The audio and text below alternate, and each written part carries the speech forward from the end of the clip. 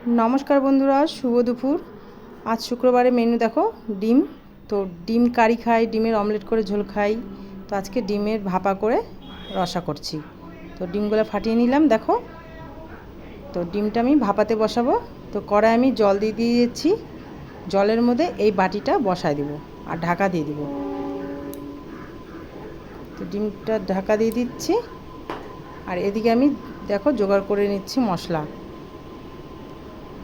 तो ये देखो मशला लागছে এখানে আদা রসুন লঙ্কা জিরা আর পেঁয়াজ আর টমেটো। তো মশলাটা করে নিচ্ছি আর এদিকে দেখি তো ভাপাটা হয়ে গেছে নাকি। এই দেখো ঢাকনা খুলে দেখি, এই দেখো ভাপাটা তৈরি হয়ে গেছে কিন্তু। তখন আমি এটা নামিয়ে নেব। চামচ দিয়ে 4-5টাকে ঘুরিয়ে তারপরে নামাই নেব। আর এটা 4 পিস করব। 4টা ভাগ করলাম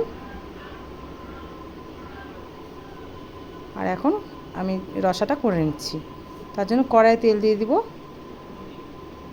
কড়াই দেখো তেল দিয়ে দিচ্ছি। এখানে শুকনো ফোড়ন দিলাম, শুকনো মরিচ ফোড়ন, একটু জিরা দিয়ে দিলাম, সাদা জিরা, আর দিয়ে পেঁয়াজ কুচি টমেটো কুচি দিয়ে দিব।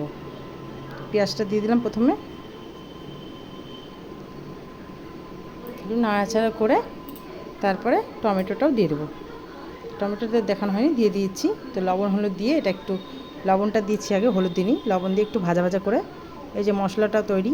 তো মশলার মধ্যে আমি লবণ হলুদ কিন্তু আগে দিয়ে মানে গুলিয়ে তারপরে মশলাটা ঢাললাম। তখন মশলাটা আমি ভালো করে কষিয়ে নিচ্ছি। তো দেখো কষানো আমার তৈরি। এখন এর মধ্যে ঝোলের জন্য জল দিয়ে দিব।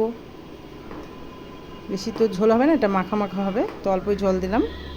তো ঝোলটা ফুটে এলে এখন এই যে ডিম ভাপাটা আমি দিয়ে দিচ্ছি এর মধ্যে। তো ডিম ভাপার 4 পিস এর মধ্যে দিয়ে কিছুক্ষণ একটু ফুটিয়ে নেব।